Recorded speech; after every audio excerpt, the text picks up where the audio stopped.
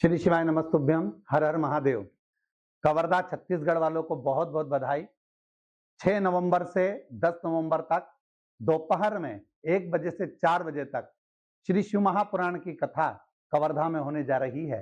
आप सभी को बहुत बहुत शुभकामनाएं देता हूं और कवर्धा वासियों को, छत्तीसगढ़ वासियों को, आसपास के क्षेत्र वासियों को सूचित करता हूं, बड़े प्रेम से आप आएं और कवर्धा की पवित्र भूमि पर श्री शिव महापुराण की कथा को श्रवण कर अपने जीवन को धन्य बनाएं। दोपहर में 1 बजे से 4 बजे तक, 6 नवंबर से 10 नवंबर तक। श्री शिवाय नमस्तुभ्यं। श्री शिवाय नमस्तुभ्यं।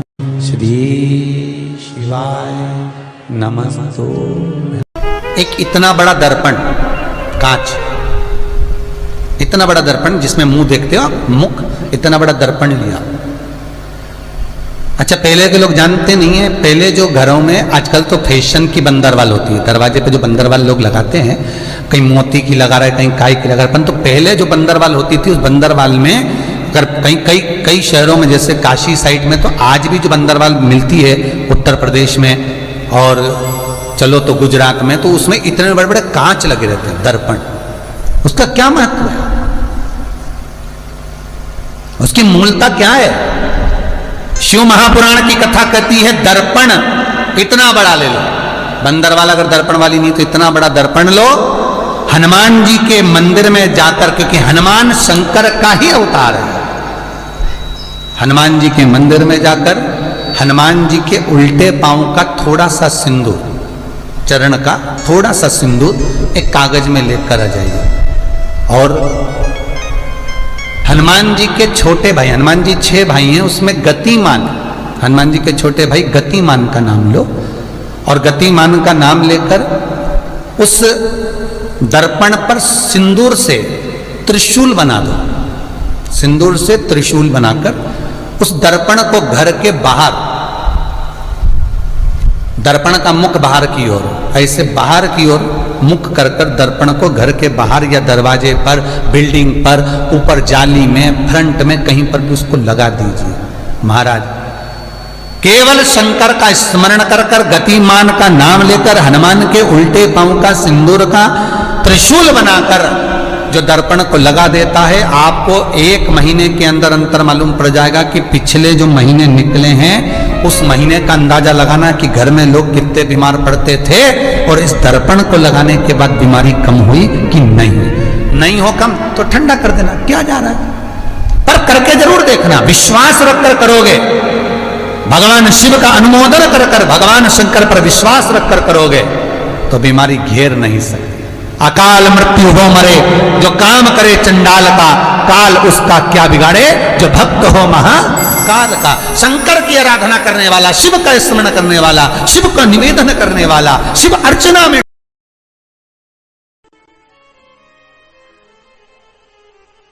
एक कलश जल, एक कलश जल का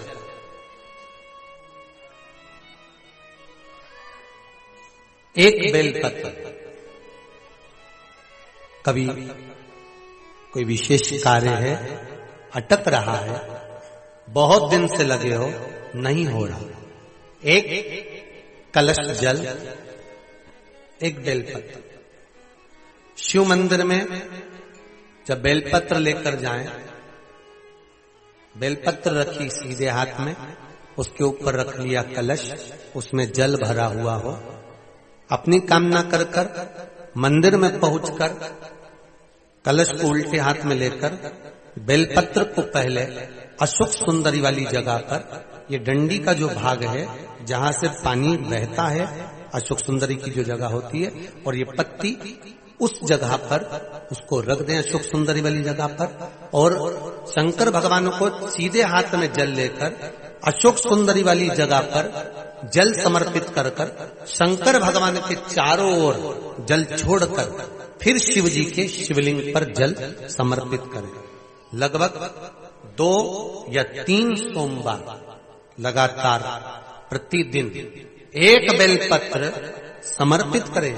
और अगर आपने लगातार 2 सोमवार या 3 सोमवार कर लिया तो जो अटका हुआ कार्य है ना, मेरा देव अधिदेव महादेव उसमें सफलता प्रदान कर देगा।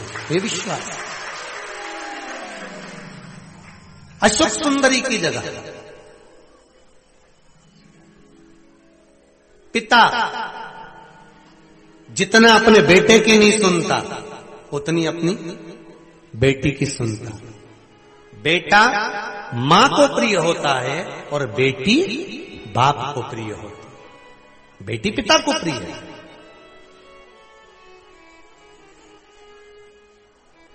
आप अशोक सुंदरी से अपनी बात कह सकते हैं। अशोक सुंदरी से अपने हृदय की बात कह सकते हैं।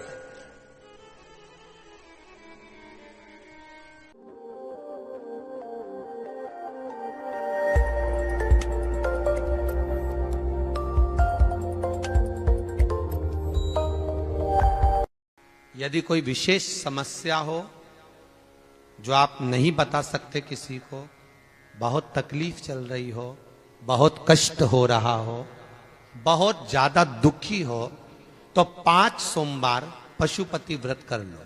कितने सोमवार? 5। पशुपति व्रत करने का नियम अच्छे से समझिएगा। 5 सोमवार करना है। कोई से भी सोमवार से चालू कर सकते हो। कैसे करना है? सुबह के समय पर भगवान शंकर का अभिषेक पूजन करने मंदिर में चले जाओ, पूजन अर्चना आराम से कर आओ। शाम के समय वही थाली लाकर घर में रख लो। सुबह के समय फलहार कर लो या मीठे का भोजन कर लो। अर्थात मीठा का भोजन मतलब फलाहारी भोजन, जो भी मीठे का है वो करें। शाम के समय घर से 6 दिए लगाकर लेके जाएं घी के। कितने दिए? 6। साथ में कुछ मीठा बनाकर लेकर जाएं। शंकर जी के मंदिर में जाकर मीठे के 3 हिस्से कर दें।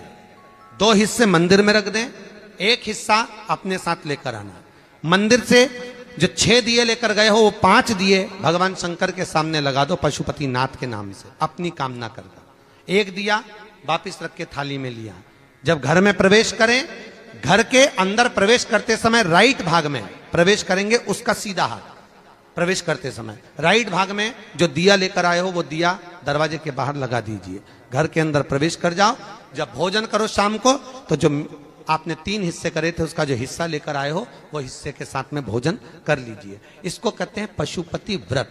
मात्र 5 व्रत कर लो। अगर कोई समस्या है, तकलीफ है, बहुत कष्ट है, तब कोई दिक्कत आ गई है, कोई बीमारी आ गई है, बहुत कष्ट ज्यादा हो रहा है, कोई कर्जा बढ़ गया है, कोई देन लेन रह गया है, कोई परेशान कर रहा है, तो पशुपति व्रत आप कर सकते। ये व्रत आपके जीवन में सारी जितनी पूर्णिमा होती हैं, उन पूर्णिमा में आज की जो पूर्णिमा है शरद पूर्णिमा, वो बहुत मायने रखती है। बहुत। हम फिर निवेदन करेंगे, आज की जो पूर्णिमा है प्रयास करो भोलेनाथ जी को 1 श्वेत चावल का दाना शंकर भगवान को समर्पित जरूर करो। और रात्रि के समय पर जब चंद्र पूर्ण आनंद के साथ में हो, और यदि कोई शरीर में बहुत ज़्यादा कोई रोग ग्रसित हो गया है, कोई चर्म रोग हो गया है, कोई शरीर में कोई भयंकर रोग हो गया है, तो छोटी सी बेलपत्र शंकर भगवान पर चढ़ी हुई चंद्रमा की रोशनी में चंद्रमौलेश्वर महादेव का नाम लेकर औषधि के रूप में उसको चबा चबा कर खा लो। चंद्रमा की रोशनी में उससे